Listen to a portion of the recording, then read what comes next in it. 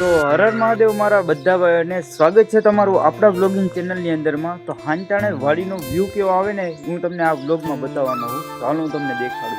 આમ જો આપણી મેળીમાંથી તો કંઈક આવો વ્યૂ આવે વાડીનો અત્યારે. અને આ આપણે 8 વીઘાના ચણા વાવ્યા છે.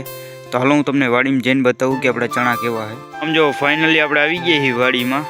તો આ કંઈક છે આપણા ચણા. ને પ્રસંગ છે એટલે માંડવાની બધું ફોડાય છે અત્યારે.